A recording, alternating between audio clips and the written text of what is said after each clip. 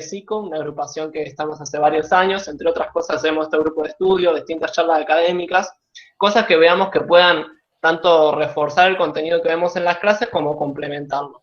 La idea de los grupos de estudio surgió de que veíamos que había una necesidad, sobre todo en la virtualidad, de tener más encuentros, tener más lugares donde poder sacarnos las dudas, que sean más explicativos. Es por ello que, entre otras propuestas, surgió la de psicoanálisis. La clase va a estar grabada, la vamos a subir a nuestro canal de YouTube. Yo ahí les dejo en el chat el canal para que lo vean, esta charla, por si se la quieren compartir a alguien o verla de vuelta, lo mismo. Y les comento que también tenemos un grupo de WhatsApp, para quienes no sabían. Yo después dejo el link también acá en el grupo, para que vayan, por si van surgiendo algunas dudas y sé que se las quieren sacar por ahí, o lo mismo si hacemos, la idea es continuar con estos encuentros, así que toda esa información la vamos a estar pasando por ahí. Bueno, gracias por venir, gracias a vos también, Julián, por venir, por tu tiempo, y mándale nomás. Bueno, vamos a mandarle nomás. Bien, me presento. Igual creo que ya más o menos me tienen. Algunos, por lo menos de los que estoy viendo acá, ya han venido a la clase anterior. Eso me pone muy contento. Significa que les ha servido, al menos, o les ha gustado la clase. A mí me gusta particularmente darla como un cuentito. Si ustedes prestan atención a cómo lo di la clase anterior, que fui de a poco, arrancando con lo principal, con lo más importante, de Freud, que comienza como neurólogo, después de que Freud trabajaba con Charcot, después también los trabajos con Breuer, y así todo un desarrollo hicimos para ver los textos más importantes, ¿sí? Vamos a hacer también un pequeño repaso de los conceptos más importantes que vimos la clase anterior, que era el día miércoles. Antes me presento, mi nombre es Julián Zorrilla Nix, yo doy clases aquí en Córdoba, claramente por ahí se nota un poco por el acento. Delata la tonada. Se nota un poquito.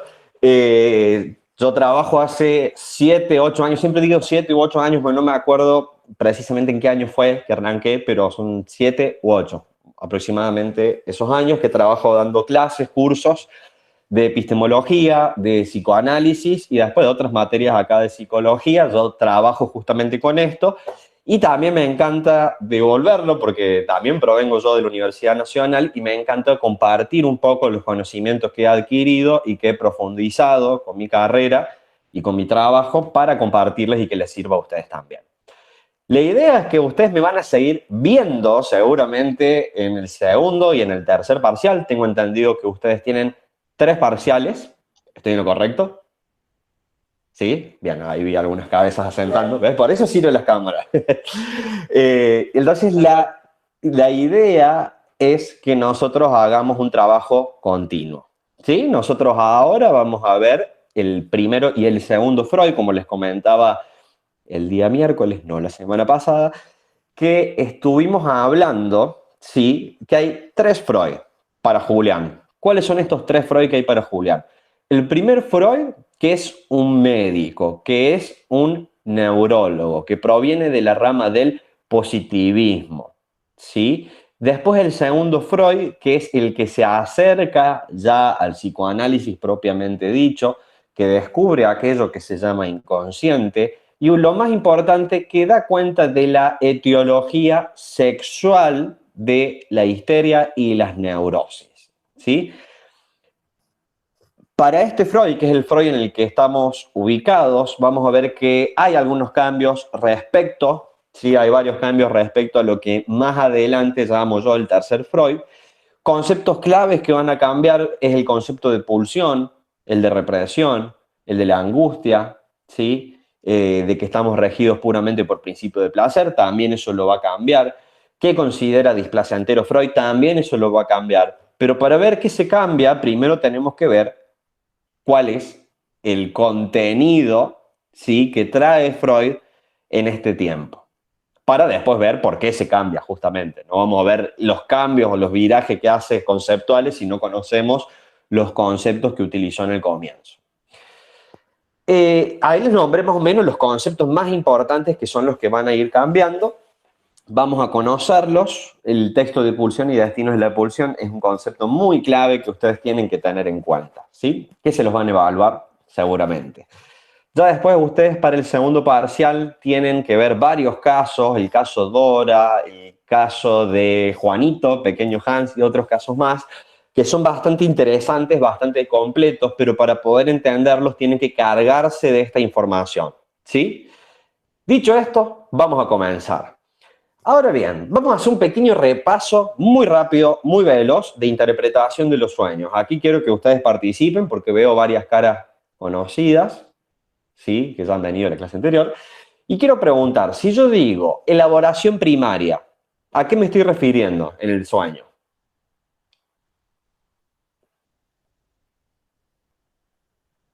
Chan, chan. A la condensación y al desplazamiento. Y la figurabilidad, ¿sí? Son Claro. procesos que se dan en el sueño, en el acto y el momento mismo de soñar. Recuerden que nosotros soñamos y el contenido de nuestros sueños son imágenes oníricas, que pueden ser registros visuales, vemos cosas, y también registros auditivos, como escuchamos cosas, mantenemos charlas en el sueño, etc. Y después la elaboración secundaria es lo que ocurre cuando nosotros despertamos, poco antes de despertar y cuando contamos el sueño. Que lo que hacemos es quitar algunos elementos del sueño, agregamos algunos otros, cambiamos algunos contenidos. Son los retoques que hacemos. Como lo dice el nombre, es una elaboración secundaria. ¿Sí? Esto es un pequeño pero hiper repaso de lo que vimos de la elaboración primaria y secundaria.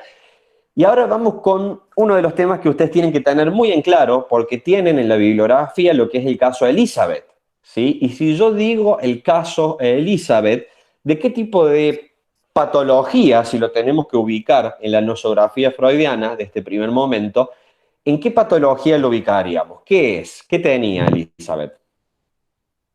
Me parece que es una histeria de conversión, ¿puede ser? Bien, perfecto, es una histeria de conversión.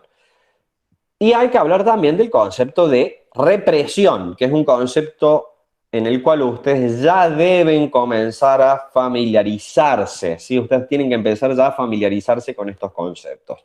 Vamos a ver qué es la represión, pero sobre todo vamos a ver la relación que tiene la represión con el síntoma y la histeria de conversión, que es la histeria que trabaja Freud en este caso. Por esto vamos a situarnos un poquito en quién es Elizabeth y qué es lo que pasó. ¿Alguien sabe qué le pasó cuando se despertaron los síntomas de Elizabeth? Un evento puntual, que lo mencioné en la clase anterior, me parece. ¿Puede ser? ¿La muerte de la hermana o me Bien. confundo de casa? Sí, es ese. El caso de Elizabeth es ese. Tiene el caso Catarina, caso de Elizabeth, caso Ana O, tienen un montón de casos, pero este es como el más fácil de identificar. ¿Por qué? Porque ella como que se le despierta la enfermedad, por decirlo de alguna forma, cuando se muere el cuñado. Al morirse el cuñado, lo que ocurre es que, al morirse la hermana, lo que ocurre es, al enterarse de este hecho, es que se le viene a la cabeza la idea de que ahora, como está muerta mi hermana, puedo casarme con mi cuñado. ¿Sí? Eso es lo que pasa. Estaba piola la hermana. Esto obviamente fue reprimido. Esto no lo va a recordar porque lo termina por reprimir esta representación. ¿Sí? Ella, después de mucho análisis y trabajo con Freud, logra recuperar estos elementos que habían sucumbido a la represión. Y es esta representación de me quiero casar con mi cuñado ahora que mi hermana está muerta. Obviamente, esa idea, esa representación, ese deseo no fue tolerado por su conciencia, ¿sí? No fue tolerado. Entonces, el psiquismo, el yo, implementó un mecanismo defensivo que es la represión.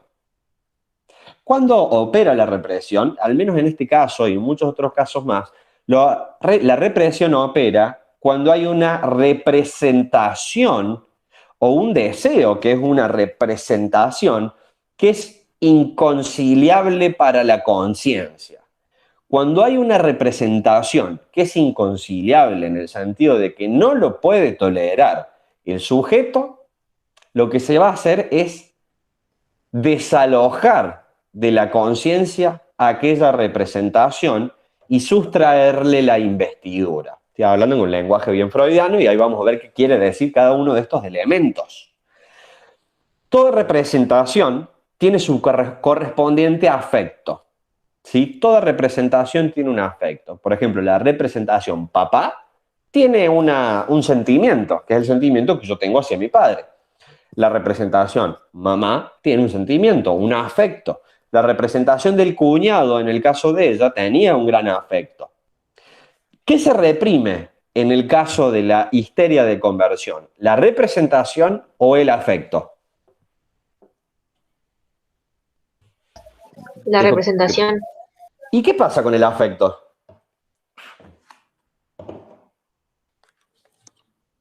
¿Cuál era uno de los síntomas más notorios de Elizabeth? ¿Se acuerdan? La parálisis de la pierna. Perfecto. Ella tenía una gran parálisis, no en cualquier pierna y no en las piernas, sino una parálisis en la pierna derecha. ¿Sí?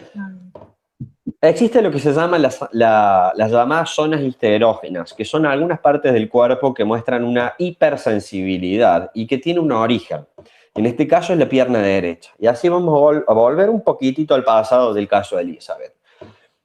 Elizabeth tenía un padre al cual quería mucho y estaba muy enfermo y ella lo tenía que cuidar al padre, ¿sí? Lo cuidó durante varios años en el momento de su enfermedad. Y se ve que tenía una enfermedad en la cual requería algunos cuidados higiénicos, como cambiarle las vendas. ¿Qué es lo que hacía Elizabeth?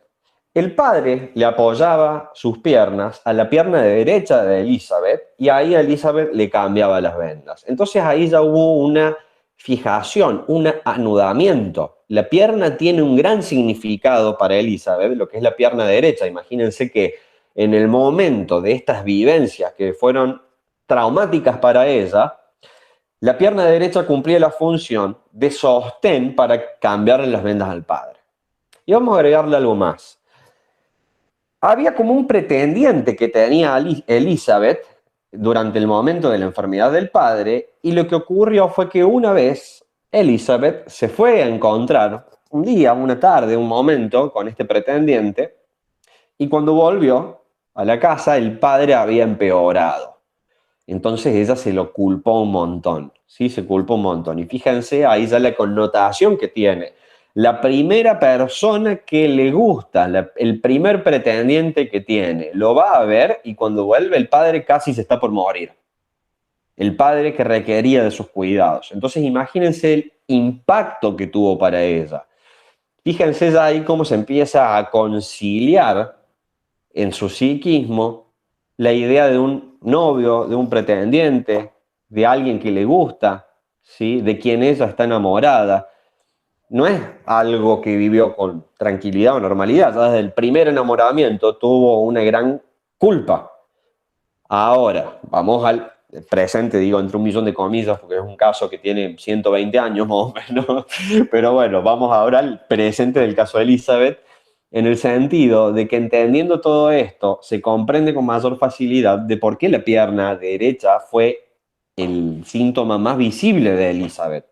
No fue el brazo, no fue la mano, no fue el cuello, no fue el hombro, no fueron las piernas, fue la pierna derecha. Imagínense que al reprimirse la representación, en el caso de la histeria de conversión, lo que es desalojado de la conciencia es la representación. ¿Sí? Ella ya no puede recordar más que deseaba casarse con su cuñado, ¿sí? Lo reprime. Y el afecto fue a parar al cuerpo. Y ahí apelamos al concepto de desplazamiento. El afecto, que es esa carga energética, es esa libido que investiga la representación, es sustraída de la representación y va a parar a una parte del cuerpo en la cual ya tenía una predisposición para ser la parte del cuerpo que enferma, ¿sí? Al haberle pasado todas esas situaciones traumáticas con el padre, pierna derecha, la pierna derecha fue el lugar idóneo para que vaya a parar allí el afecto. Entonces la representación es reprimida, llevada al inconsciente, y el afecto es desplazado y termina en la pierna derecha, causando la parálisis. Por eso es una histeria de conversión. Lo psíquico se convierte en algo somático. El afecto que era psíquico, se convirtió en una parálisis, en un síntoma histérico. ¿Cómo vamos hasta acá? Dígame sí, no, no te entiendo nada. ¿Me escuchan? Bien. Sí, se escucha Ah. perfecto. Bien, bien. Bien, bien, genial. Pregunta, ¿se entendió esto que expliqué de Elizabeth? ¿Sí? ¿Asienten así con la cabeza o Sí, no? sí, entendió. Bien, Yo bien, tengo bien, una bien. duda. Dale, Melina, dime. Después, más adelante en el texto de Elizabeth, se ve como que Freud empieza como a estimular la parte de la pierna y él dice como que en vez de que ella dé como sonidos de dolor, era más un poco más como de placer. ¿Sí? Y, o ¿Sí? sea, ¿esto por qué es? Porque es una zona histerógena. La definición de zona histerógena, para que la tengan bien presente, bien presente, va a ser aquella parte del cuerpo o partes del cuerpo que presentan una hipersensibilidad y que ante una estimulación como la que realizaba Freud, lo que va a mostrar es más placer que dolor.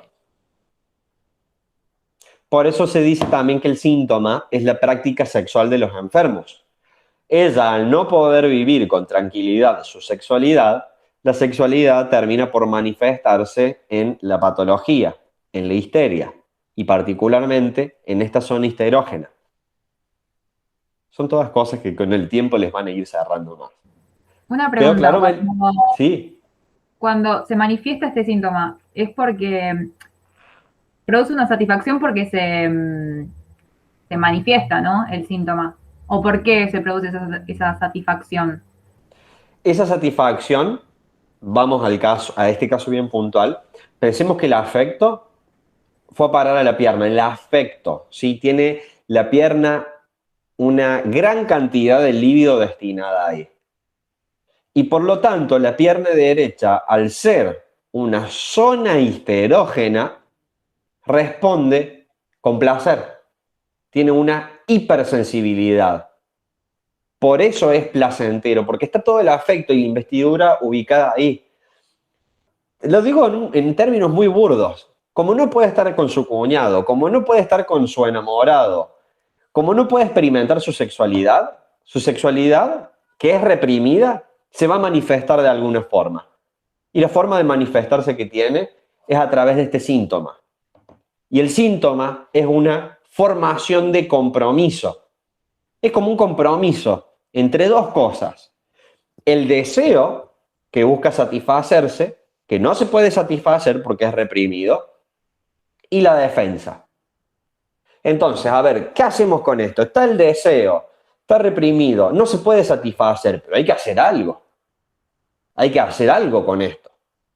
El algo que se hace es el síntoma. Y a través del síntoma se puede ir dilatando, por decirlo de alguna forma. ¿Sí? Es como una pava cuando vos la pones a hervir y sale el vapor, cuando ya no da más, ese vapor va a ser el síntoma. Porque permite al menos algún tipo de descarga. Ese placer, ese gemido que hacía, es un tipo de descarga. Patológica, pero es un tipo de descarga. Ahora, ¿escucharon hablar del concepto de abreacción? ¿Qué es la abreacción? Fíjense que es hermoso psicoanálisis porque todo se relaciona.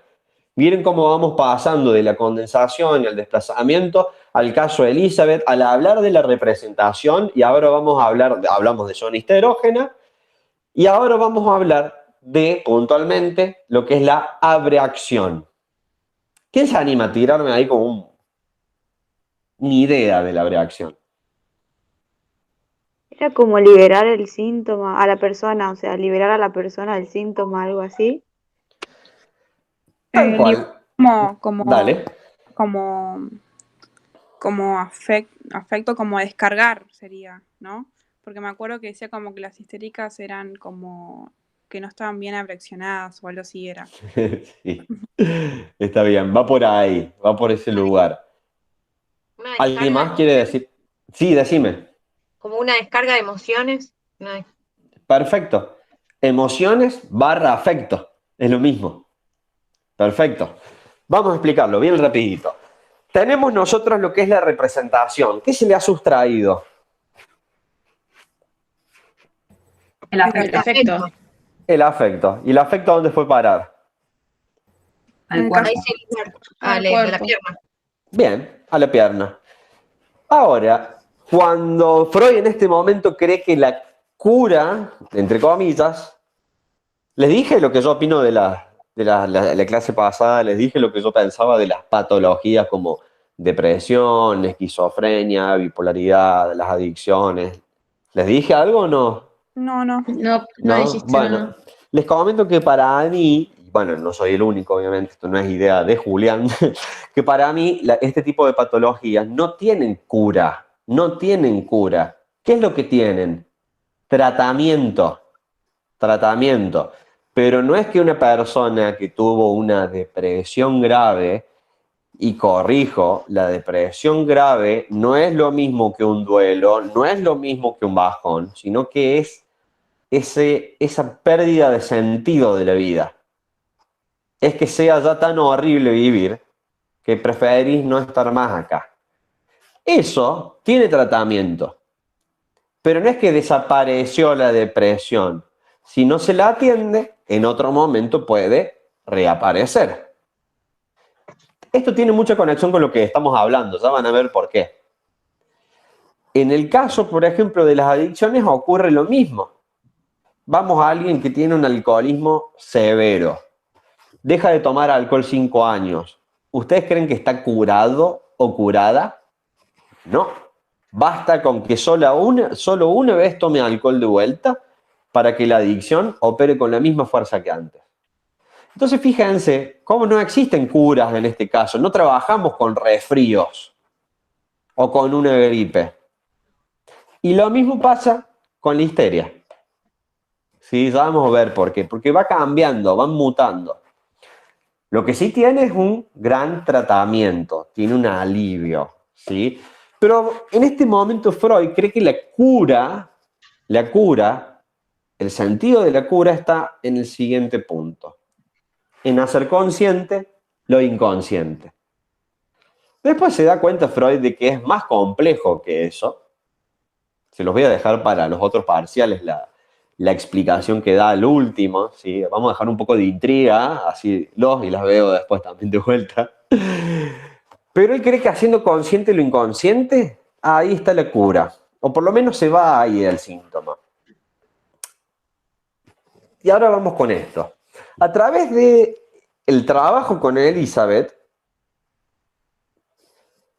estaba muy presente en el trabajo, por ejemplo, cuando aparecía en la mente la idea de que había pasado algo en la muerte de la hermana, pero que no me acuerdo, que no lo puedo decir, que no me cuesta decirlo, no sé bien qué pasó. ¿Qué está operando ahí? La defensa. Más puntual, ¿La represión? No, la La resistencia. Bien, la resistencia. La resistencia es aquella fuerza que impide y dificulta el acceso a los contenidos inconscientes desde la conciencia. ¿Hasta acá estamos? Entonces, lo que hay que hacer es vencer esa resistencia. Con mucho trabajo, con mucho análisis, mucha interpretación, mucha paciencia, Freud consigue vencer esa resistencia y trae a la conciencia aquel recuerdo que había sido reprimido, que era su deseo sexual hacia el cuñado. Entonces, fíjense lo que hizo. Estuvo en la conciencia ese deseo, fue reprimido. El afecto fue a parar, se desplazó y formó un síntoma somático, la parálisis. Luego, consigue Elizabeth traer a la conciencia ese deseo que tuvo, consigue con mucho esfuerzo traerlo de vuelta a la conciencia y no le resulta fácil. Y también ocurre algo. Ella cuando lo cuenta llora, se descarga, no para de llorar. Se le nota muy afligida, la estaba pasando muy mal. Pero llora y se descarga y se siente mejor. ¿Qué es lo que pudo hacer ahí? Pudo lograr la abreacción, el afecto. Al volver esta representación a la conciencia, el afecto nuevamente se va a anudar a la representación. ¿Sí? Pensemos esto. A ver. Fácil. Vamos acá. Inconsciente y consciente. La representación estuvo acá. Fue desalojada.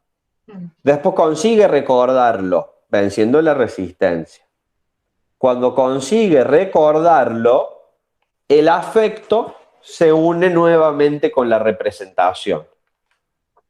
Eso es la abreacción, es unir el afecto con la representación. Y descarga con el llanto. Y ahí ya puede mover mejor la pierna. Porque el afecto dejó de estar fijada a la pierna derecha. Se pudo juntar de vuelta con la representación y entonces pudo quitar ese síntoma. ¿Se entendió esto? ¿Clarito o más o menos? Sí, sí. Bueno, genial. Esto sería lo más importante del caso Elizabeth, ¿sí? Y vamos ahora con algo más. Vamos a ir sumando hacia mayores niveles de complejidad. Y vamos a ver lo siguiente. Si yo digo pulsión, ¿qué es una pulsión? ¿Es lo mismo que el instinto? Preguntas que le pueden hacer tranquilamente en el parcial. ¿Por qué no es lo mismo que el instinto? El instinto es de los animales y la pulsión del ser humano. Perfecto, el instinto está más ligado a lo biológico, a lo hereditario. Los animales tienen instinto, ¿sí? Pero nosotros tenemos pulsiones. Vamos a tener pulsiones, que es más humano. Es un privilegio, entre comillas, que nosotros tenemos. Las pulsiones, ¿solo hay un tipo de pulsiones? No hay dos. Bien, antes de ir a los dos tipos, ¿qué es una pulsión? Es como la libido, una energía que tiene la persona, algo así. Tiene algo que ver en el sentido que es una fuerza. Vamos, alguien más. ¿Quién se anima a decir algo más?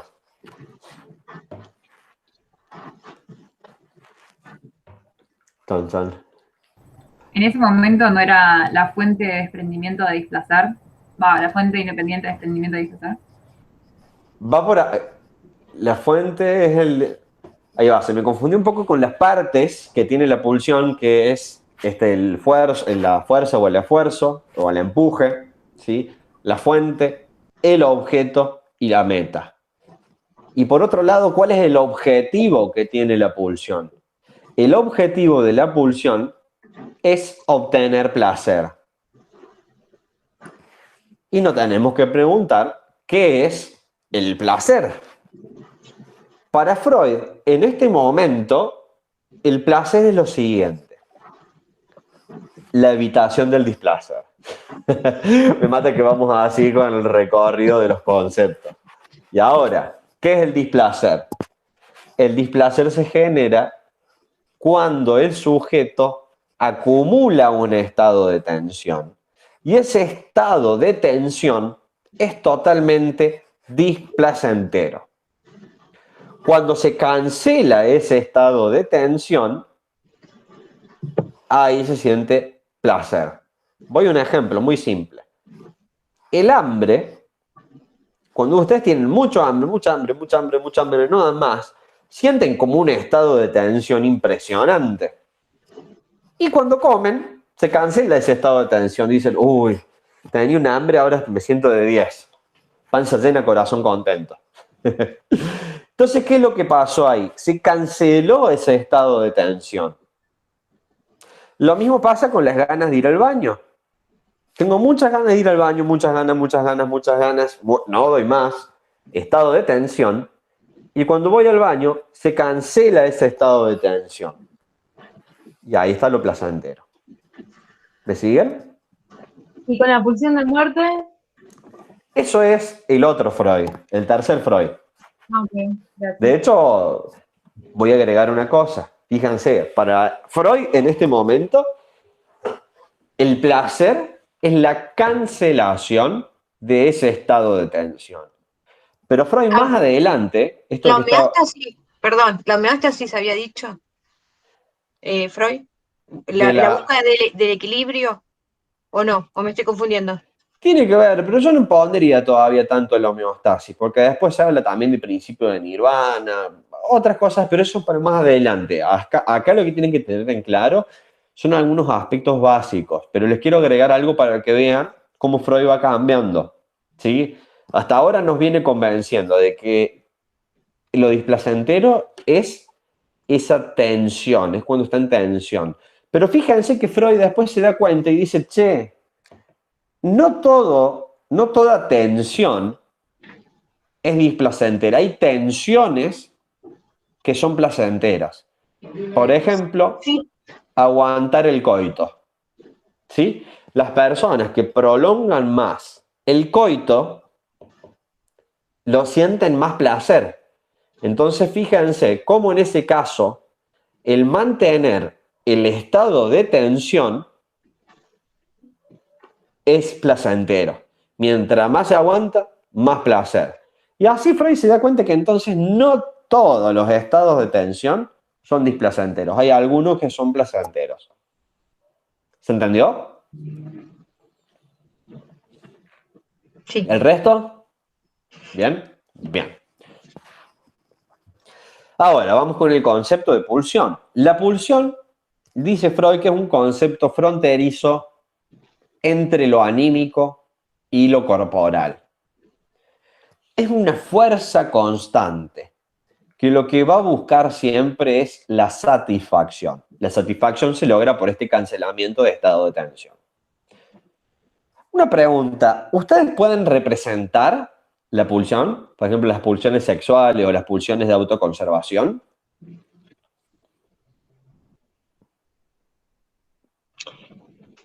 ¿En una imagen decís? ¿Preguntás? No entiendo la...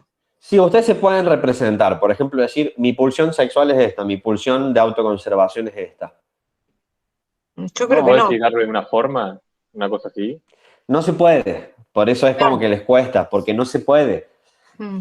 Lo que uno puede representar es acá un juego de palabras, es la representación. La representación es el representante de la pulsión. Voy a un ejemplo. Yo no puedo representar la pulsión de autoconservación, pero sí puedo representar el hambre. Y el hambre es una representación o es un representante de la pulsión de autoconservación. Yo no puedo representar la sed, perdón, la pulsión de autoconservación, pero sí puedo hacerlo con la sed. Y la sed es un representante de la pulsión de autoconservación. Con las sexuales pasa lo mismo. Yo no puedo representar las pulsiones sexuales, pero puedo representarme, por ejemplo, las ganas de darle un beso a mi novia. Y eso es un representante de la pulsión sexual. Entonces, fíjense que lo que no se representa es la pulsión, pero sí captamos la representación, que es el representante de la pulsión. Con este concepto les van a poner un 10 directamente. ¿Quedó claro?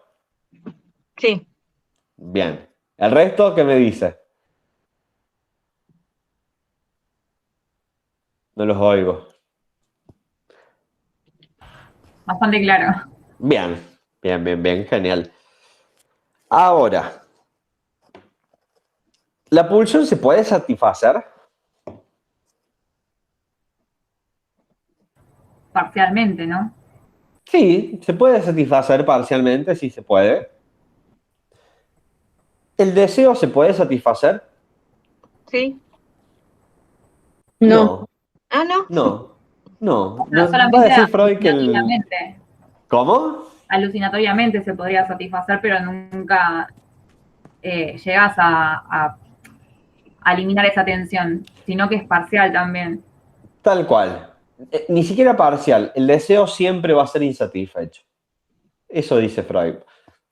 Yo tengo hambre, como y está todo bien. El deseo, en cambio, es insatisfecho. ¿Sí? Nunca se puede satisfacer el deseo. Y cuando creemos que lo satisfacemos, siempre queda un resto, siempre queda ese falta algo. Es muy común que las personas que hacen una carrera digan, uy, mi deseo más grande en el mundo es terminar la carrera. Y terminan la carrera y dicen, che, me falta algo. O sea, no siento que ya estoy completo, que cumplí mi deseo. Siento que falta algo, no sé qué hacer ahora. Entonces, fíjense cómo el deseo es insatisfecho. Y de hecho, Lacan dice que el deseo es evanescente, es decir, que se diluye fácilmente. Cuando creemos que estamos llegando al deseo, que lo estamos por satisfacer, se corre un poquito más. Cuando nos acercamos, se corre un poquito más. Y así. Entonces, el deseo siempre va a ser insatisfecho. ¿Cómo medianamente podemos satisfacerlo? Y bueno, vamos a hacer un rodeo a través de la regresión y vamos a ver cómo algunos objetos nos propiciaron placer, nos dieron satisfacción. Y vamos a intentar repetir eso para medianamente acallar el deseo. Vamos a un ejemplo puntual, ¿sí? Un ejemplo muy burdo, pero para que se pueda entender. Mi deseo es ser un chef. Quiero ser un chef reconocido. Pero bueno, o sea, la verdad no tengo ni idea de dónde estudiarlo, no, la verdad no sé cómo hacerlo. Ese es mi deseo, no importa, ese es mi deseo. Como no lo puedo satisfacer enteramente, voy a ver cómo en otros momentos pude satisfacer algunos deseos y digo, bueno, lo que puedo hacer es ver un programa de cocina, verlo a Christopher. ¿Lo vieron a Christoph, que es el de MasterChef? Uno que es re malo el chabón, que vive tirando comida. Entonces dice el sujeto, bueno, no puedo ser chef, la verdad no me da para ser chef, entonces ¿qué voy a hacer? Me voy a poner a ver ese programa. O otro ejemplo, mi deseo es hacer alta comida esta noche. No puedo, entonces voy a hacer lo que me sale en otros momentos y es pedir un delivery. Entonces, a lo que voy, estos son ejemplos simples para que vean cómo cuando no puedo satisfacer el deseo, voy a buscar atrás para ver cómo en otros momentos pude obtener satisfacción con algunos objetos. ¿Sí? Entonces, a través de la regresión, intento buscar el modo de medianamente acallar el deseo. Pero el deseo es insatisfecho, jamás se va a satisfacer. En cambio, las pulsiones sí se satisfacen cuando se cancelan ese estado de tensión. ¿Hasta acá vamos? ¿Cómo venimos? Bien. Bien. Bueno, vamos a agregar algo más. Me encanta porque lo vamos adornando todo esto, ¿sí? Cada vez le vamos a agregar más cosas. Vamos a hablar de dos tipos de pulsiones. Las pulsiones sexuales y las pulsiones de autoconservación. También se pueden llamar pulsiones de objeto o pulsiones yoicas. Las pulsiones yoicas son las de autoconservación y las de objeto son las sexuales. Las pulsiones sexuales lo que buscan es la obtención del placer, ¿sí? La obtención meramente de placer. En cambio, las pulsiones de autoconservación van a buscar mantener la vida del organismo. Si yo no como, muero, por lo tanto voy a buscar comer. Si yo no bebo agua, muero, voy a buscar beber, y así. Sí, es lo que nos mantiene, son aquellas cosas que hacemos para mantenernos con vida. Dormir, comer, tomar agua, ¿sí? Cosas básicas. Y las pulsiones van a tener 4 partes. El esfuerzo, la meta, el objeto y la fuente. Son los 4 elementos que tienen las pulsiones. Hablando de pulsiones de autoconservación, denme un segundo que voy al baño. Ahí vengo, denme un segundito.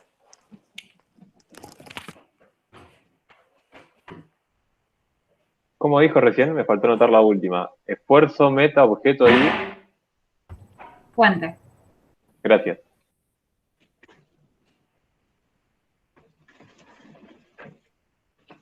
Chicos, les hago una pregunta, es la primera vez que yo me conecto a esta clase. ¿Cuánto dura más o menos?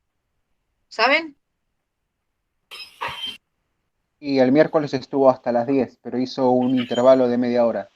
Ah, bueno. Gracias.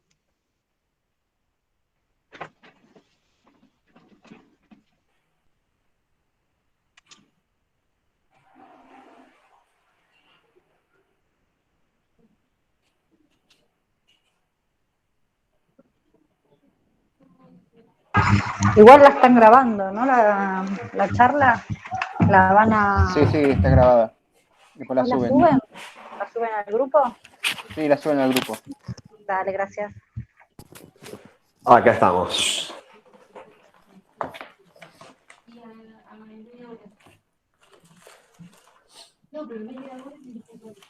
¿Están o se han ido? Estamos acá. Estamos. Presentes. Bien, vamos con lo siguiente.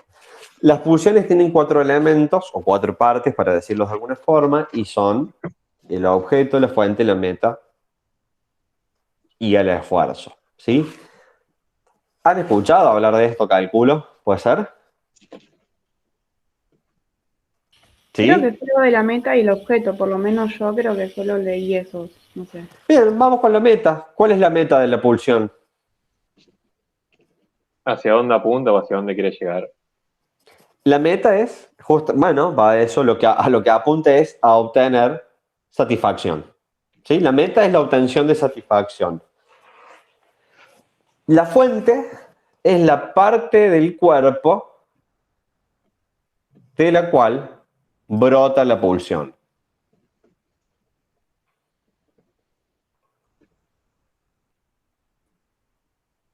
Parte del cuerpo, me transformo en puertorriqueño de repente, es la parte del cuerpo de la cual brota la función, ¿sí? Puede ser la boca, puede ser el ano, los genitales, la oreja, lo que a ustedes se les ocurra. Ahora, el objeto es aquello con lo cual llego a satisfacer la pulsión. El objeto es lo que más cambia, es lo que más varía. ¿Sí? No hay un objeto predeterminado. Los objetos van a cambiar siempre. Vamos a la pulsión del antojo. Por ejemplo, tengo un antojo. En algún momento puede ser de algo dulce y en otro momento puede ser de algo salado. Dentro de lo dulce puede ser un alfajor o puede ser un chocolate. Miren cómo cambia el objeto. Tenemos los objetos más variados. Si hablamos de alimento, tenemos millones. ¿Sí? Entonces el objeto cambia, no hay un objeto predeterminado. La meta es comer, alcanzar la satisfacción. La fuente es la boca, es de donde parte la pulsión, tengo hambre. Y después tenemos el esfuerzo, porque ¿cómo se presenta la pulsión? La pulsión no es silenciosa, no es que se calla. Si vos tenés hambre, vas a tener hambre todo el tiempo hasta que comas, porque es una fuerza, una energía, una fuerza o un esfuerzo constante que no para. ¿Sí? Si tenés sed, vas a tener sed de acá a 10 minutos a 1 hora y cada vez más hasta que tomes agua. Lo mismo pasa con ganas de ir al baño, con lo que a ustedes se les ocurra, con el hambre también. Y ahora, ¿ustedes toman agua? ¿Nunca más van a tomar agua? No, porque también va a aparecer sed más adelante. Van a tener hambre más adelante. Por eso es una energía, o mejor dicho, es un esfuerzo constante que no cesa. Puede irse por algunos momentos cuando se lo satisface, pero va a volver a aparecer. ¿Se entendió esto? Sí. Sí. ¿Clarísimo? Bien. Entonces, fíjense lo que vimos de pulsiones. Hablamos de pulsiones como un concepto fronterizo entre lo anímico y lo corporal. ¿Sí? Lo que va a buscar la pulsión es la satisfacción. Las pulsiones, a diferencia de los instintos, son preponderantemente de los seres humanos. En cambio, los instintos es más bien ligado a la biología y es más bien ligado a la herencia, a los animales. La diferencia entre pulsión y deseo es que el deseo siempre insatisfecho no se va a satisfacer un deseo, de hecho siempre queda un resto. El deseo es evanescente, se va. Cuando estamos cerca de satisfacer nuestro deseo, en realidad ese no era el deseo, es otro el deseo, queríamos otra cosa y así. Es algo que nunca va a terminar. En cambio, las pulsiones sí se pueden satisfacer. Las pulsiones tienen 4 elementos: fuente, objeto, meta y esfuerzo. Esfuerzo en el sentido, o empuje, en el sentido de que es una energía o una fuerza constante. La meta es de la satisfacción. En el caso del hambre, comer. El objeto es aquello con lo cual satisfago la pulsión. Y la fuente es la parte del cuerpo de la cual brota la función. Eso es sobre todo lo que estuvimos viendo. ¿Les sirvió este pequeño repaso para afianzar? Una pregunta. Sí. ¿Podrías dar un ejemplo como particular de fuente? Porque me quedan los otros 3 bien claros, pero como es parte del cuerpo, ponele. Con esto del hambre sería el estómago de donde brota la pulsión. Sí, o la... Bueno, sí. O la boca también, ¿sí? Sí, porque te hace ruido la panza. Claro, sí, lo pensé por ahí. Sí, o la sed. Cuando uno tiene sed, toma la sed, es más fácil. ¿Dónde sentís la sed? En la boca, en la garganta. Listo. Gracias. Listo. No, está bien. Ahora voy a hacer un pequeño agregado, ¿sí? Para Freud están solo estas 2 pulsiones en este momento. Miren, las pulsiones yoicas y las pulsiones de objetos sexuales. Solo hay estas 2 pulsiones. Freud se da cuenta más adelante, a partir de la Primera Guerra Mundial, que empiezan a llegar muchísimos casos de personas que no han vuelto bien de la guerra, han vuelto con aquello que se llama, o se llamaba en la época, neurosis de guerra, que es lo que hoy en día se conoce como trastorno de estrés postraumático, y eran personas que comentaban que siempre tienen el mismo sueño, y sueñan o algunas cosas de la vida en estado de vigilia, es decir, estando despiertos, les llevan a revivir o alucinar con algunas cuestiones sumamente traumáticas. Doy un ejemplo.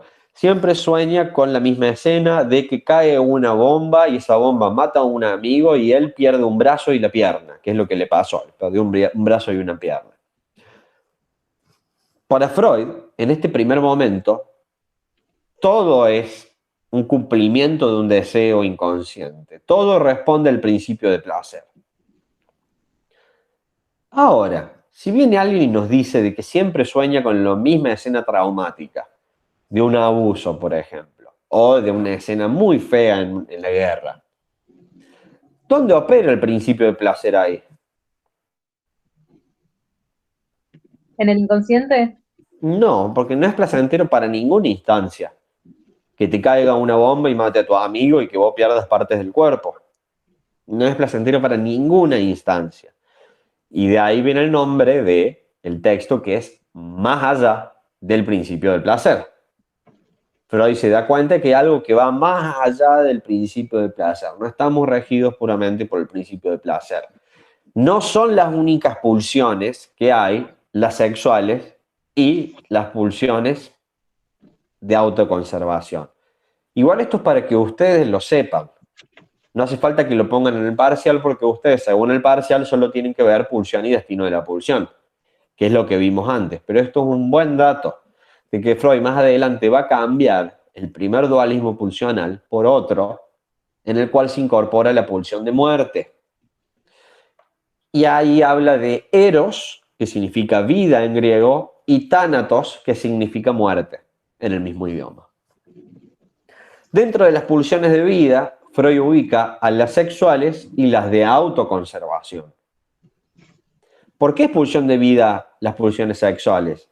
Y porque, por ejemplo, apuntan a la reproducción coitogenital para en algún momento tener un hijo. Entonces está ligado a la supervivencia y a la vida de la especie. Y las de autoconservación ligados a la vida del organismo. Por eso de vida. Y las pulsiones de muerte, todo lo contrario, van a intentar hacer que el sujeto tenga un retorno hacia lo inanimado. Y si yo digo inanimado, digo muerto.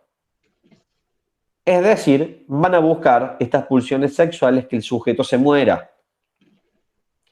Inanimado porque cuando nos morimos y pasa tiempo nos transformamos en huesos y los huesos pasarían a ser en algún momento materia inorgánica. ¿Sí? Eso es lo que buscan. ¿Cómo se manifiestan las pulsiones de muerte? Y se manifiestan de las formas más drásticas en el suicidio y en el asesinato. Pero, ¿cómo hacemos para silenciar estas pulsiones? Una forma de silenciarlas o hacer que no nos mate es, en algunas oportunidades, mezclándolas con las pulsiones de vida. Si se mezcla la pulsión de muerte con la pulsión de vida, las sexuales, tenemos lugar al masoquismo y al sadismo. Es una práctica sexual que tiene un gran componente agresivo, pero que a su vez el sujeto a través de esto consigue placer sexual. ¿Se entiende? Entonces de esa forma se intenta hacer inerte la pulsión de muerte. Ya no va a querer que te mueras, sino va a querer que te azoten en el acto sexual, por ejemplo. Es una forma de silenciarla. Otra de las formas es llevando la agresión hacia afuera. Si la pulsión de muerte busca mi propia muerte, una forma de no morirme o de silenciarlo o de cambiarlo es proyectando esta pulsión hacia afuera. Por ejemplo, haciendo daño, golpeando algo, golpeando a alguien. De esa forma, la pulsión de muerte va a dar lugar a lo que es la agresión hacia afuera, ¿sí? Y después hay otros más. Hay gente que practica deportes que son sumamente riesgosos, como lo que escalan sin ningún tipo de soporte. O ese otro deporte que se ponen como unos trajes y que se tiran de una montaña sin nada más que ese traje y van como planeando. Que ese es un deporte que se muere la mitad de los que lo hacen. ¿Nunca escucharon hablar de ese deporte? Es muy flashero. ¿Me están siguiendo? Sí. Sí, sí. Bien. Entonces, fíjense. Sí, dime. Son deportes extremos, de riesgo extremo. Tal cual. O, por ejemplo, los que se ponen a cruzar todo en rojo. Andan en moto y dicen, mira, voy a cruzar igual. Y va así todo derecho en la mayor cantidad de cuadras posible, sabiendo que en algún momento los pueden chocar y reventar, pero lo hace el sujeto. ¿Sí? Entonces, fíjense cómo las pulsiones de muerte están presentes, a veces en su máxima expresión, asesinato o suicidio. Pero no siempre son así, también muchas veces son silenciosas.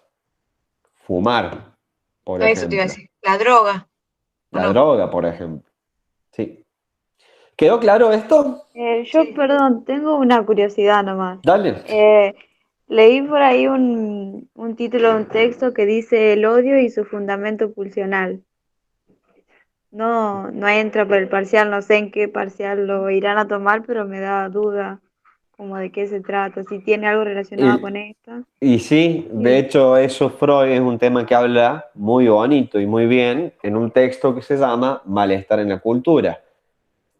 Y en el malestar de la cultura, ¿qué pide la sociedad? Es lo que plantea Freud. Para que la sociedad funcione, la sociedad y la cultura nos pide la renuncia de varias pulsiones. Las pulsiones sexuales, no es que andan todos estando con todos, y la pulsión de muerte, por ejemplo, ¿sí? Va a pedir que nosotros renunciemos a eso. No matarás, no robarás, etc.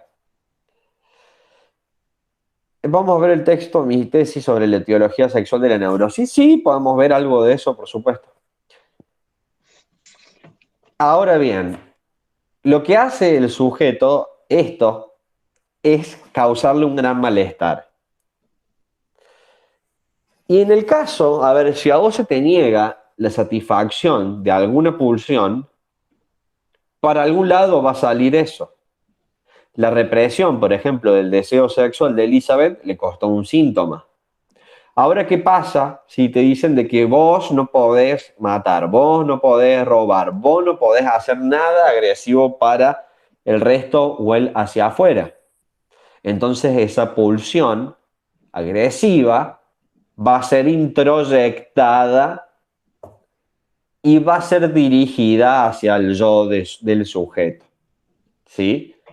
La gente que constantemente se va con un caño, en el sentido de, no, soy un pelotudo, me la mandé, o no, ¿cómo vas a hacer esto? Etcétera. ¿Vieron? Personas que están todo el tiempo carburando, así. Es porque en ese caso la pulsión agresiva ha sido introyectada y dirigida al propio yo. El odio, cuando lo ponemos para afuera, es una forma de redirigir esta pulsión que tiene que ver con la pulsión de muerte que está dirigida a uno mismo. ¿Hacia dónde la llevo? Hacia afuera. Odio a tal persona, odio a este grupo étnico, por ejemplo, odio. Entonces, de esa forma, lo que hago es poner en juego la pulsión de muerte en una vertiente no tan cruda, dirigida hacia afuera, en forma de odio. ¿Sí? Esto es para más adelante, lo tienen creo que en el segundo o en el tercer parcial, pero bueno, como me lo preguntaban, se los comparto. Sí, igual es mucho más profundo, pero medianamente para que sepan. ¿Cómo venimos hasta ahora? ¿Vienen bien? ¿Mal? ¿Más o menos? Bien, bien. ¿Comprendiendo? ¿Aburridos? ¿Aburridas? Bien, bien. Me quedé en esta última parte, pero después todo el resto bien. Bien, esta última parte no, ni se preocupen, lo vamos a ver más adelante, pero como me preguntaron no pude omitir la respuesta. Hacemos una pausita y vamos con el olvido de los nombres, ¿sí? ¿Les parece? El olvido de los nombres propios. Vamos a ver el caso de Signorelli, Monticelli, Voltrafio, que es un caso bastante importante que sirve para entender todos los otros casos. Es decir, psicopatología de la vida cotidiana. Hacemos una pausa entonces a las... Dele, profe. Bueno, entonces a las 9:15 volvemos. 9:15. Sí.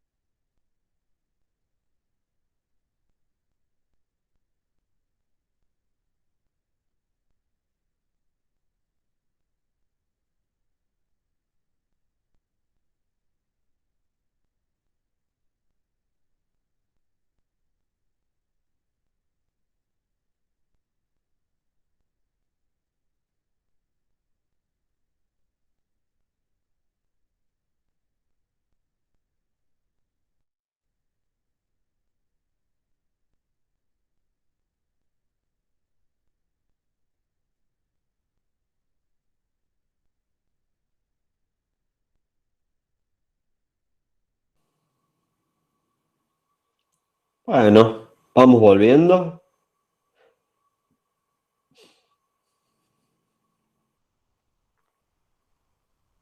¿Están?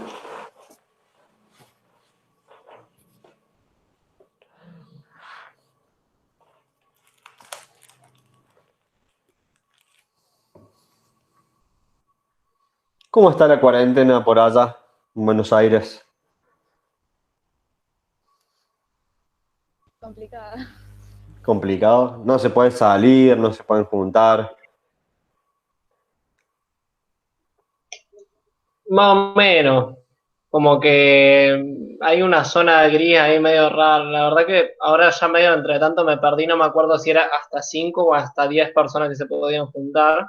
Y Claro. los bares creo que siguen abriendo hasta las 7. Allá, ¿qué No, tal? no, igual. Tampoco puedes salir, tampoco te puedes juntar. Pero depende, va variando. Pasa que a veces hay como unas olas acá en Córdoba de muchos casos. Y pasa que la gente anda sin barbijo también. Me canso de ver gente sin barbijo. Y como que no se cuida o... A mí lo que me llama la atención es la cantidad de gente joven que se ha estado muriendo o que ha quedado tocada por el coronavirus, ¿viste? Con problemas de respiración después. Ahí ya me anoté para vacunarme a ver cuándo, cuándo me sale. Ah, sí, qué bueno, Sí, qué bueno. sí. Yo cuando fui, está bien que era otro momento, ¿no? Y otra situación, pero fui en Semana Santa y me sorprendí de que había como mucha gente sin barbijo en Córdoba. Sí, sí, sí. Llamaba la atención. Así somos los cordobeses. No nos gusta usar barbijo. Yo no quería decir nada, no voy a tirar No va a decir mala nada. onda Bueno. para nadie. Bueno, ¿les parece que sigamos? ¿Sí? ¿No? Dale, profe. Bueno, genial. Vamos a continuar entonces. Me habían preguntado la otra vez, ¿qué es eso de la teoría del trauma y qué es eso de la teoría de la fantasía? No sé si se acuerdan. Vamos a ver esto de la teoría del trauma y de la teoría de la fantasía. ¿Qué es lo que pasaba con Freud? Le llegaban muchísimos casos de muchísimos pacientes mujeres muchas, que Freud se da cuenta a través del trabajo analítico que él realiza, de que algo tienen en común todos esos casos de histeria, todos esos casos de neurosis. Y es el hecho de haber sufrido un trauma en la primera infancia, un trauma de índole sexual, que tiene por contenido la escena de seducción por parte de un adulto dirigida hacia un niño. ¿Sí? Una escena sexual prematura y traumática que fue reprimida y que a raíz de su represión creó las bases, sentó las bases para la predisposición de la futura enfermedad. Esa es la teoría del trauma. Pero ¿qué es lo que pasa? ¿Qué se da cuenta Freud?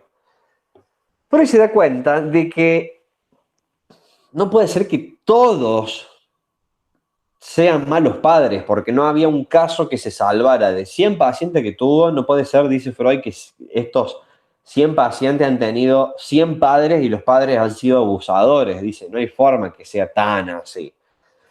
Entonces Freud ahí cambia la teoría del trauma por la teoría de la fantasía. Dice que el abuso puede ser real o fantasiado. A ver, dice que hay muchísimos casos que son reales, que hay un abuso real, que hay un incesto, por ejemplo, pero también que hay muchos otros casos, dice Freud, que esa escena traumática de abuso por parte de un adulto, que en realidad lo que ocurre en ese caso es que puede ser una fantasía. Y acá opera con la idea de la realidad psíquica, que no importa si es real o fantasiado el abuso, sino que el impacto que tiene en el psiquismo es idéntico, es el mismo. Nosotros no somos jueces que tenemos que ver la verdad, qué es mentira, qué es fantasía, no. Porque opera con la misma fuerza un abuso real que uno fantaseado. Y por eso Freud dice, mis histéricas me mienten, dice Freud, porque se da cuenta que en algunos casos no había sido real el abuso, no coincidía con los hechos, porque por ejemplo decía que había sido, pongo un ejemplo para que se pueda entender, que había sido el padre. Pero el padre en ese tiempo, averiguando con la familia, vivía en otro lugar. Entonces daba cuenta que no había forma de que haya sido el padre. En algunos casos, en otros casos sí, no vamos a decir que no hay abusos, los abusos hay y hay muchos, pero en algunos era una fantasía. Por eso cambia de la teoría del trauma a la teoría de la fantasía y opera con el concepto de realidad psíquica. No importa lo que es real o fantasiado, el impacto en el psiquismo es el mismo. ¿Quedó claro? ¿El resto Sí. qué opinas? Sí. Bueno.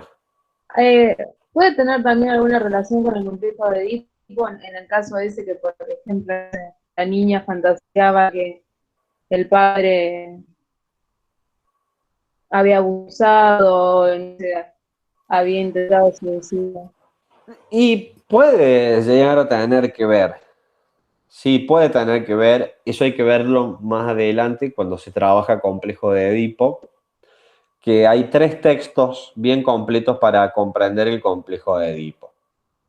El primero y el más importante es el sepultamiento del complejo de Edipo, y después tienen otros 2 textos que lo complementan, porque el complejo de Edipo en la niña queda como en un oscuro para Freud, en el sentido de que no lo desarrolla muy bien, porque no sabe, empieza a entrar en un terreno pantanoso, es un mayor enigma.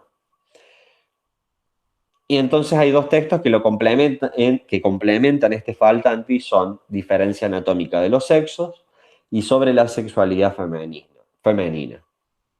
En la niñez se ponen en juego muchas fantasías, y de hecho están lo que son las teorías, las teorías sexuales infantiles. ¿Han escuchado hablar de las teorías sexuales infantiles? No sé si se las dije el miércoles. Sí, algunas. Que son la teoría de la universalidad del pene, la teoría cloacal y la concepción sádica del coito. ¿Sí?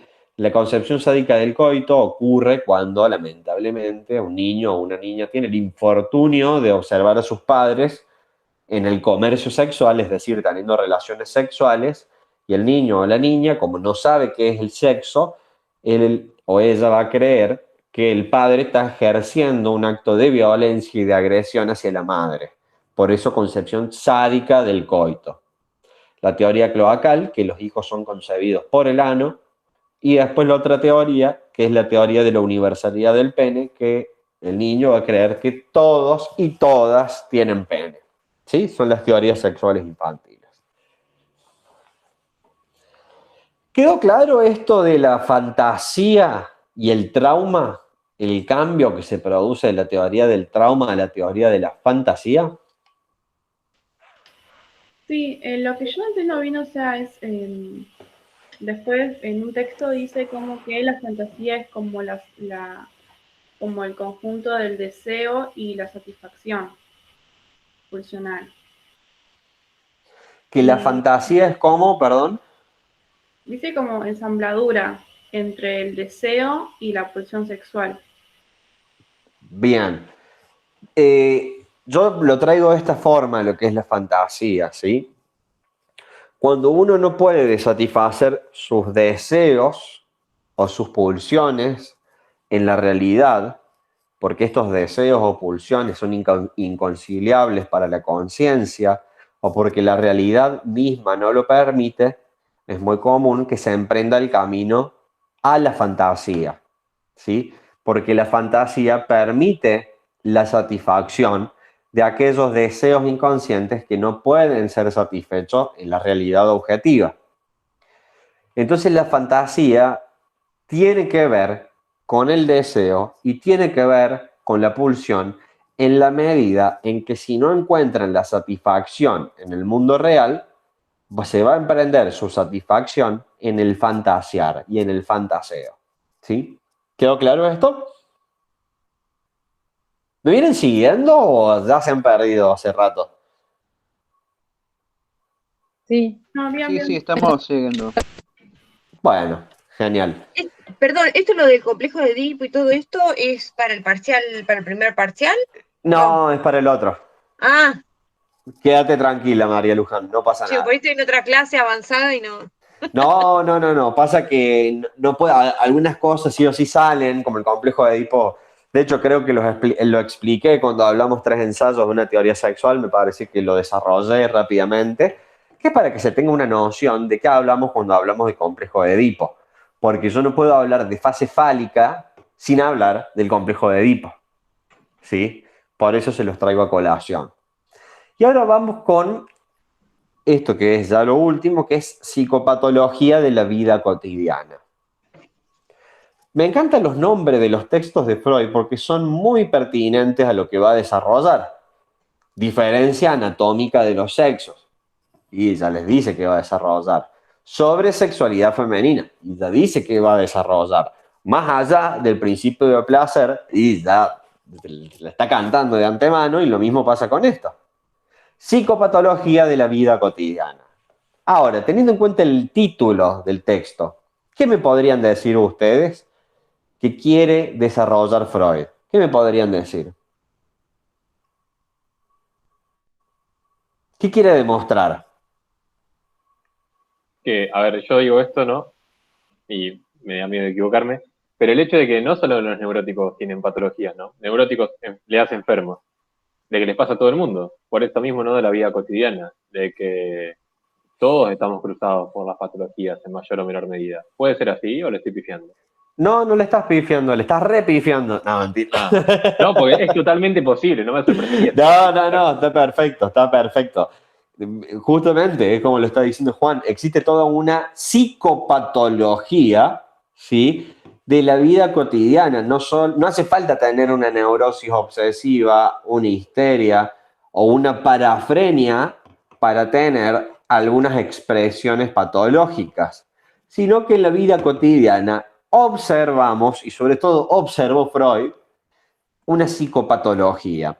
Cuando la gente dice chistes, cuando tiene un acto fallido, que por ejemplo en vez de decir una cosa dijo otra, ¿sí? Imagínense las parejas que le son infiel al otro.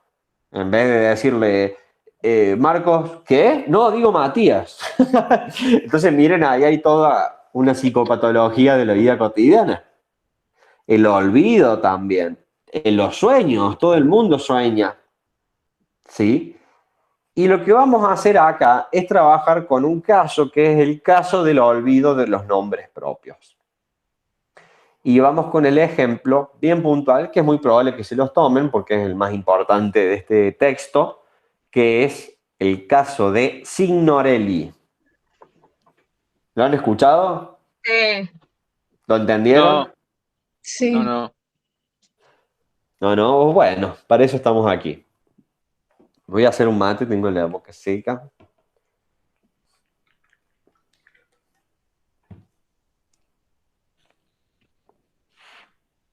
Bien, vamos a lo siguiente. Cuenta así la anécdota. Freud se hablaba mucho con su amigo, Fliess, y le pasó algo, una vuelta que estaba viajando Freud desde Ragusa hacia Bosnia y Herzegovina. ¿Sí?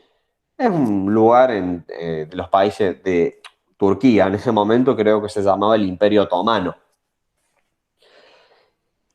Y le comenta en las cartas a Fliess qué es lo que le había pasado, que quería decir el nombre de un pintor famoso y en lugar de decir el nombre de ese pintor famoso, dice Botticelli y Boltraffio. Nada que ver, ¿sí? Entonces, Freud analiza toda la situación y hace un análisis muy bonito, muy claro y muy minucioso. Estaba viajando en el tren y me encanta porque Freud debe haber sido un charleta, ¿viste? Esa gente que te subes al colectivo y te pones a charlar y te empieza a contar cosas y vas a decir, mira qué interesante, te pones a charlar. De ahí saca un montón de ejemplos Freud y casos a analizar. Bueno, dice Freud que estaba en el tren, lo más bien, y estaba con un tipo al lado, y que se ponen a hablar y se comentan dos anécdotas de los turcos que viven en Bosnia y Herzegovina. ¿Qué pasa con estos turcos? La primera anécdota dice así. La anécdota empiezan las dos con la palabra her, ¿sí? H-E-R-R, que significa señor en alemán, ¿sí? La primera está referida a la muerte. En este sentido, dicen que los turcos tienen una total resignación y una total confianza ante el médico, pero que a veces hay casos en los cuales el médico ya no puede hacer nada. Entonces ahí el paciente se resigna a su muerte. Y cuenta la anécdota que lo que le diría un médico a un paciente cuando ya no puede hacer nada es lo siguiente. Herr, es decir, señor, no hay nada más que decir. Yo sé que si se lo pudiera salvar, lo habría salvado. ¿Sí? Eso es lo que diría un médico. Es decir, che, yo si pudiera haberte salvado, lo habría hecho. O si él podría haberte salvado, lo habría hecho. Pero no hay nada más que hacer. Esta anécdota toca un tema muy sensible, muy cargado de significación para nosotros, que es la muerte. Y la otra anécdota es esta. Los turcos ponderan el goce sexual por sobre las otras cosas. Es decir, que para ellos la sexualidad es muy, muy, muy importante. Y que cuando eso ya no es posible, la vida pierde total sentido. ¿Sí? Y la anécdota acá empieza igual, es con H-E-R-R, her, señor. Cuando eso no ande, la vida sexual pierde todo valor. ¿Qué quiere decir esto? Que si alguien queda impotente, y mejor morirse. Básicamente significa eso. Entonces esta segunda anécdota toca dos contenidos muy importantes, que es la muerte y la sexualidad. Y Freud inmediatamente recuerda el caso de un paciente que vivía en un lugar, presten atención al nombre del lugar, llamado Trafoi. Trafoi. Y este paciente se suicidó porque había quedado impotente. De vuelta, tiene que ver con sexualidad y muerte. Las dos anécdotas tocan temas muy sensibles. Y estoy seguro que de estos temas tenemos mucho contenido reprimido. Sumado a que Freud estaba en un momento que le tenía mucho miedo a la muerte. ¿Sí? Entonces acá ya estamos en una predisposición. Estas anécdotas ocurrieron antes de que él se olvidara. Sí, había hablado esto con el tipo del tren. Después cambian el tema de la conversación y quiere decir Freud el nombre de un pintor famoso y dice, Botticelli Boltrafio. Él quería decir Signorelli. En vez de decir Signorelli, olvida ese nombre y en sustituto viene un recuerdo fallido, que es Botticelli y Boltrafio. Esto es lo que ocurre. Ahora vamos al análisis. En este caso observamos que hubo varios desplazamientos.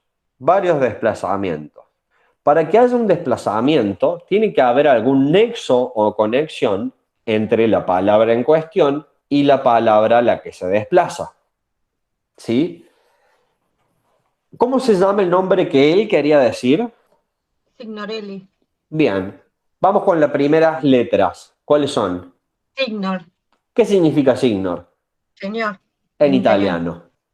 Y las primeras y las dos anécdotas de los turcos, ¿con qué palabra empiezan? Con her. ¿Y her qué significa? Señor en alemán. Listo. Entonces miren ahí cómo produjo todo esto en el inconsciente Freud, el desplazamiento. Es decir, reprime la palabra signorelli, porque tocó el contenido de las dos anécdotas, porque ambos empezaban con her. Y la última anécdota les llevó a recordar la palabra trafoi.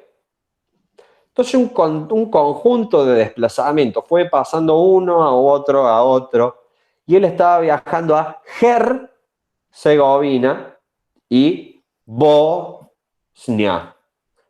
Entonces hacemos otro desplazamiento de las anécdotas de tal cosa. Viajo a Herzegovina, un montón de desplazamientos, sumado a que al haber tocado estas anécdotas, temas referidos a la sexualidad y la muerte, es ese el motivo por el cual lleva a la represión de Signorelli, y que a raíz y fruto de estos desplazamientos termine diciendo Volticelli y Voltrafio. ¿Sí?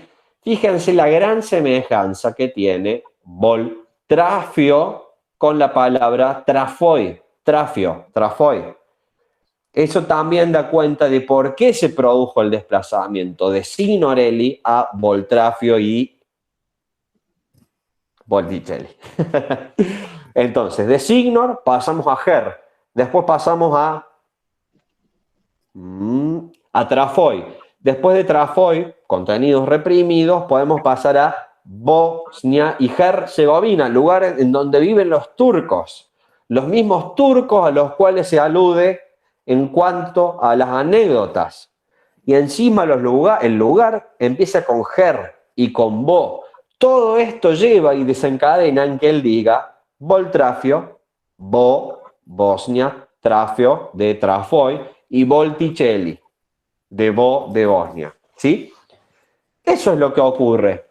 Hubo un contenido reprimido, se reprime la palabra Signorelli porque tocó las anécdotas que había hablado antes Freud, y en lugar viene un recuerdo falso, un nombre falso, que es Volticelli y Voltrafio.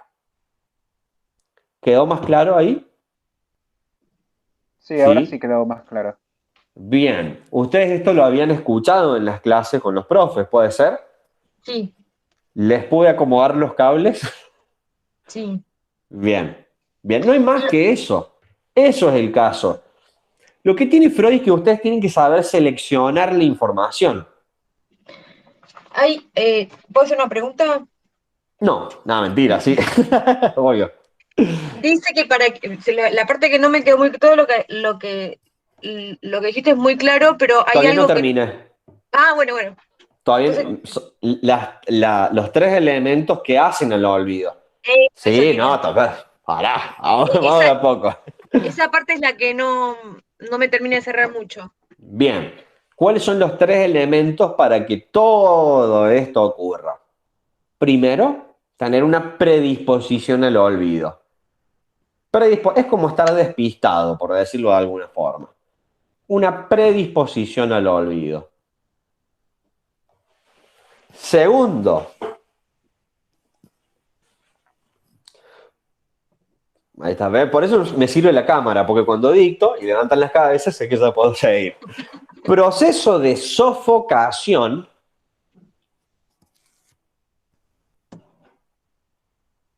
ocurrido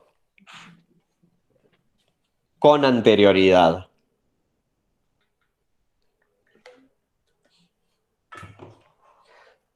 Tercero, posibilidad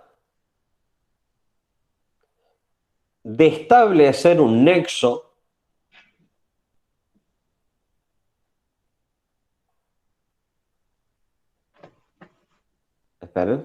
posibilidad de establecer un nexo u asociación entre la palabra en cuestión y el sustituto. O sea, la palabra en cuestión sería lo reprimido. Signorelli, tal cual.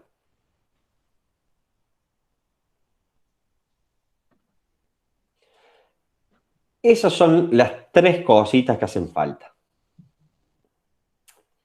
Bueno, vamos a verlas. En el primer caso, predisposición al olvido. ¿A qué se refiere con predisposición al olvido? A estar despistado, ¿sí? De que uno puede olvidarse cosas en algunos momentos más que otros, ¿sí? ¿Vieron cuando uno está despistado y se olvida las cosas todo el tiempo? O se choca con las cosas, o se le caen las cosas. Bueno, ahí tenemos una gran predisposición. ¿Cómo dice el segundo? ¿Me lo puede leer alguien?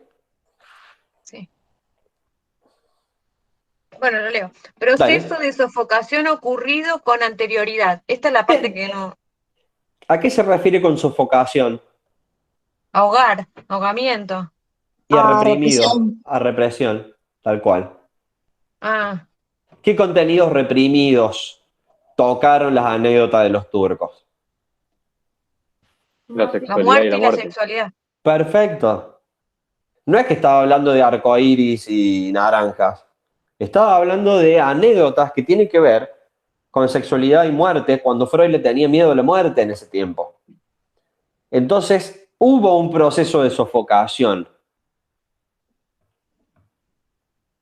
Hubo una represión. Mejor dicho, esto lleva a la represión de Signorelli. A eso se refiere con sofocación. Fácil, no estaba hablando de manzanas, peras y bananas. Estaba hablando de anécdotas que tienen que ver con la sexualidad y la muerte. La sexualidad, lo que abarca todos nuestros contenidos reprimidos, y la muerte, que es un tema que Freud le tenía mucho miedo en ese entonces. ¿Ahí quedó, María? Mm. Dime, ¿sí o no? Vendría a ser como lo inconcebible para uno, ¿no? Como esa Sí, representación inconcebible. tal cual. Y alude a contenidos reprimidos. ¿Ahí, María, mejor? Sí, mejor, gracias. Bien, no, por favor. Y lo último, que es esto de chances o la posibilidad de establecer una relación u asociación entre elementos del nombre en cuestión y el sustituto. El nombre en cuestión es Signorelli y el sustituto es Volticelli y Voltrafio. ¿Cuál es la relación? Y todo ese pasaje que hicimos. ¿Sí? Signor a Ger a la otra anécdota, después a Trafoy, después Ger a que viajaba a Herzegovina y Bosnia, y todo esto lleva a que diga Voltrafio y Volticelli. Eso sería. ¿Vieron qué fácil? ¿Qué es lo que pasa? Si ustedes agarran todos los tomos de Freud, yo los tengo todos, son así, y ustedes dicen, che, ¿se me tengo que saber todo esto de memoria? No tienen que saberse todo de memoria.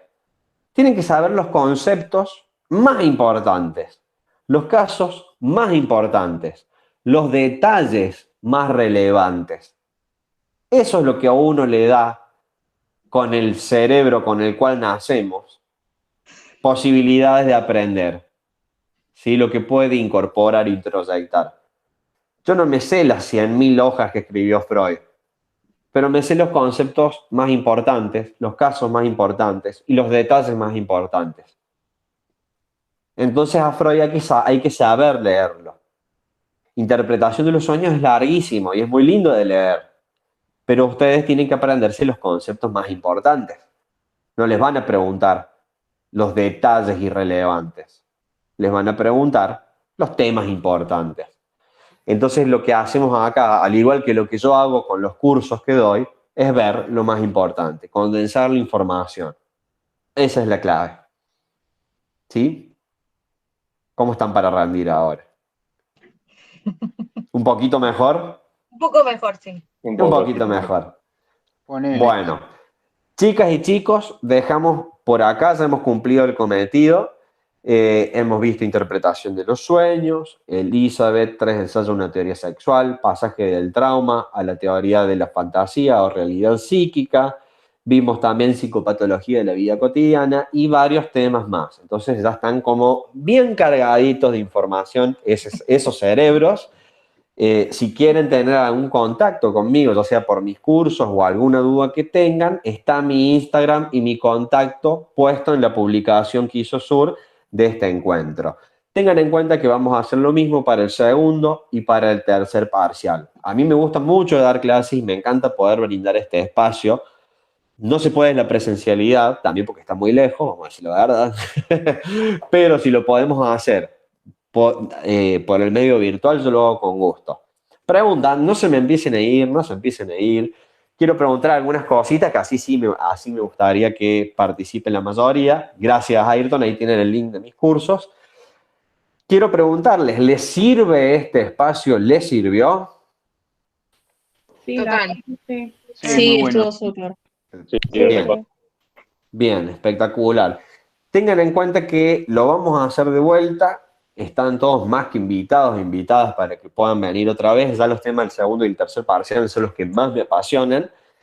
Si pueden, díganle a sus compañeros y compañeras que está este espacio para que puedan aprovechar, porque es una buena mano. Imagínense que 4 horas bajar los contenidos que vieron en un cuatrimestre no es poca cosa. Entonces es un buen espacio para poder aprovechar. Si pueden compartir después para la próxima, si pueden asistir más compañeros, genial. Y bueno, cualquier cosa se contactan conmigo, lo que les haga falta. Ayrton, ¿querés decirnos algo? Te tocó el cierre. No, lo mismo. Espero que le haya servido. La verdad que eso también nos motiva a seguir haciendo estos encuentros y a, como les decía, a abrir el abanico a más materias. Siempre invitamos a que nos cuenten eso, cuáles son las problemáticas, las dudas que tienen, tanto así surgió este grupo de estudio también. Lo mismo para las otras materias. Así también si quieren participar y hacer un grupo de estudio, coordinamos, hablamos. La verdad que estuvo muy bueno, Julián. Yo veo que soy medio ajeno a la psicología, recién estoy arrancando, y se hizo muy, muy interesante y muy, muy fácil de entender, ¿no? Obvio, tampoco voy a decir que se entendió toda la materia de psicoanálisis, siendo que no la cursé, pero la verdad que bastante quedaron muy claros los conceptos. Así que bueno, agradecerte también a vos y a los chicos, chicas que participaron de estos encuentros. Como decíamos, la idea es continuarlos, no que quede acá, y que sea también un proceso que vaya, valga la redundancia, bueno, continuando, porque me parece que así también se trabajan mejor los conceptos. Y bueno, lo mismo, compartir, si les gustó, si les agradó. Recuerden que esto está grabado, que lo subimos a nuestro canal de YouTube por si tienen alguna duda. Me pueden escribir a mí, a la página, al grupo de WhatsApp, a Julián mismo que dejamos sus redes también. Chusmelo de Filab, es una plataforma que la verdad que está bastante buena. Creo que explicamos un poquito en qué consistía el miércoles. Y bueno, de mi parte, no mucho más. Bueno, ¿se les hizo llevadero? Sí, profe. Bueno. Sí. Entonces les deseo grandes éxitos para el parcial. Si pueden después comentarme cómo les fue, les agradecería un montón. Y nos ¿Por vemos Instagram? por Instagram, sí. Bueno, Por ahora lo Instagram. busco. Dale. Es Julián Nix. YCZ es el segundo apellido, un apellido raro. No importa. Julián Mix. Nix. Ahí se los escribo. A ver. Eso te iba a decir. Yo justo lo estaba por escribir. ¿Lo querés escribir? Porque lo tengo del celo y por ahí es un lío. Díctamelo. Julián. Julián. Otra N. Y. CZ. ¿Sí? CZ. Así. Ahí, ¿vale? Eso es, Julián Nix. Ese es de ahí. Bárbaro. Así me dicen cómo les fue, si les preguntaron si lo que vimos acá les sirvió para responder, ¿sí? Para lo que les haga falta. Y eso, nos vemos en el segundo parcial, nos vamos a ver durante todo el año. Bueno, gracias, profe. Muchas gracias. Muchas gracias. Bueno, Gracias. dale, chao, que anden bien, suerte. Chao, gracias. Dale. Buenas noches. Chao, buenas Saludos noches, a todos. grandes éxitos. Chao. Cuídense mucho.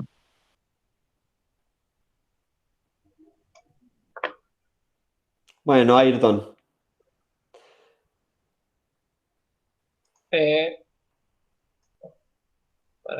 ¿Cómo la viste, Julián? ¿Cómo estuvo? Bien. Vos sabés que yo no me percaté de los días cuando pusimos las fechas. Tal vez un Sí. viernes a la noche no era el más propicio.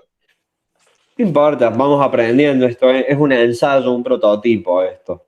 Y Obvio. salió bien. Estaría bueno que sea más gente, pero es de a poco. Yo cuando arranqué acá era yo solo con 3 personas.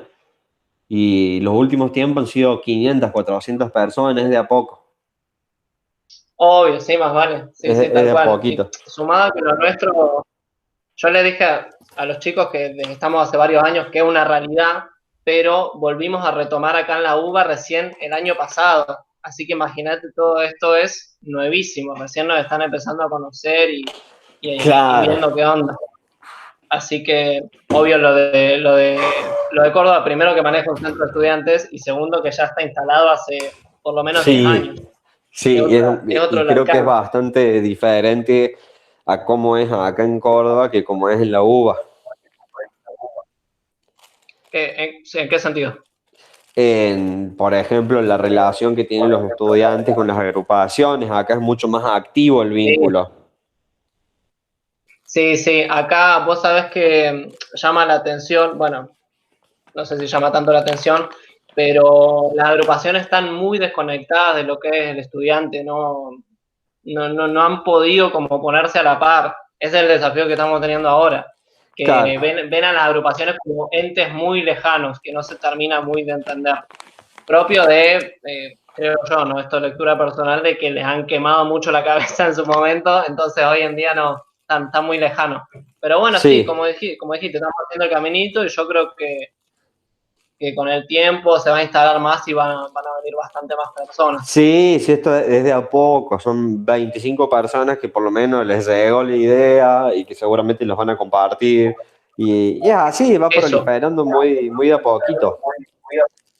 que se notó que les sirvió y que entendieron bastante, que Sí, eso también va a hacer que que lo compartan, que se sí, comente. sí, sí, obviamente. Claro, allá activa de decir, bueno, por lo menos acá lo que veo que Sur está muy, muy, muy, muy presente con el estudiante. Todo el tiempo así, brindando una mano, ayudas, encuestas. Sí. eh, es muy, muy activo y bueno, eso hace que le vaya bien con el tema del centro estudiante y todo. Es la increíble presencia que tiene.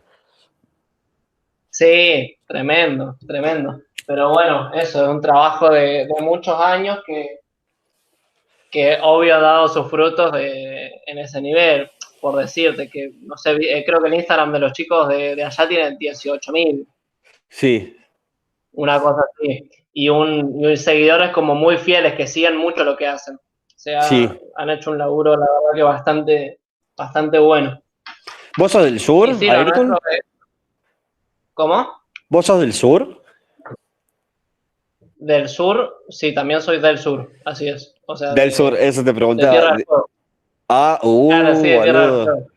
Mira. ¿Por qué se nota el acento o qué? No, no, no, porque tengo un tío que es de allá y digo, uy, como la loma del culo, boludo. Sí. ¿Qué parte? ¿En Ushuaia? Yo soy de Río Grande. ¿Él es de Ushuaia? No, Río Grande. Ah, mira Gonzalo se vos. llama. Por lo general Gonzalo. conozco ushuaienses. ¿Cómo el apellido? Zorrilla. Ah, Zorrilla, mira. Sí, sí, Mira sí, vos, sí. che, sí, la verdad que es muy lindo. No sé si vos conocés. No, no No es conozco por porque vender mi experiencia, sí, me encantaría, pero es pero muy... ¿cuánto sale el pasaje? Sale muy caro para ir para allá.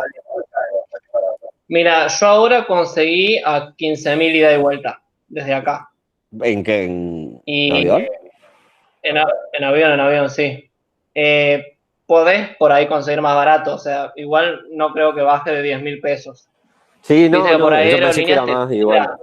Pensé que era mucho más. Ah, y tenés otra fecha que sí, que te van a salir 30 lucas, pero no, si lo sacás con tiempo y eso. Bueno, yo lo saqué el mes pasado y me sacó.